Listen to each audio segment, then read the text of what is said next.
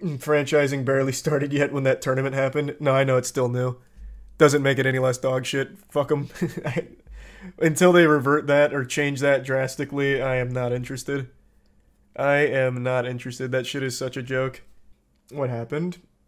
We already went over this whole drama when it happened, but I'll just pull up a quick rundown then. So Valorant completely changed their model. They went to a franchising model, and they did it in the most batshit way imaginable. Let me just get a list of the teams that didn't make the cut. I won't even give you the full list. I'll just give you 10 of the most shocking ones. Okay. So, for example, there's no the guard or optic. No optic somehow. Or phase. Also, no G2. And no TSM. It's actual insanity. Those are the big ones that stand out as like ludicrous. Carlos flopped the G2. I know it was because of the Carlos situation, but it still shouldn't matter. The franchising model was still shit. Just because of Carlos, it shouldn't have cost the org the entire spot. It's a stupid, dumb model. Because they ain't top teams. So you have no idea what you're talking about. Optic Gaming had literally just come off of a very successful VCT run. Did they win or did they get second? Now I'm blanking. He's talking about TSM. Oh no, I know TSM's kind of bad. But even still, you would expect them to be there. And they could, like, it's TSM. They can get better. They can buy better.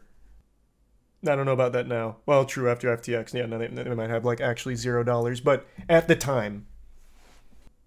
Don't tell me 100 Thieves got in. Yep. Here's the teams that did get in. They somehow chose EG over any of these three here, which is weird. It's just stupid. The franchising for Valorant was dumb. Like, actually dumb. And still very dumb. What's the quote say down there? Oh, they give, like, some dog shit reasoning for some of the decisions. Basically, it's we need everything to be super squeaky clean and we need to be able to control and trust these organizations.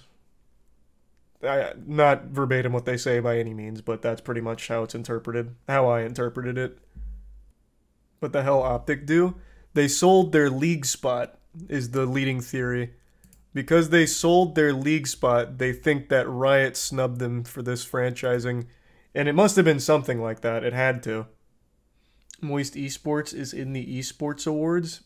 Oh yeah, I know. Just not the Game Awards. I saw. Moist Esports is in the Esports Awards though, which is cool. I just don't think I'd like it, Dankin. I really don't. I've watched enough to be confident. I might try it at some point though. So do you not like League franchising, or was it the way Valorant did it? I'm not familiar enough with League franchising, but from as I understand it, League franchising isn't nearly as cutthroat or as vague as Valorant here.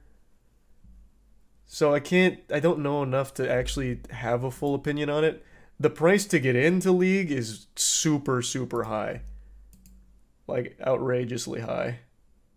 That's all I know about that. How much? Misfits. There's like 20 fucking companies named Misfits. But the Misfits team that recently just signed QD, they had a league spot and sold it for 38 mil. They had an LCK spot, I think.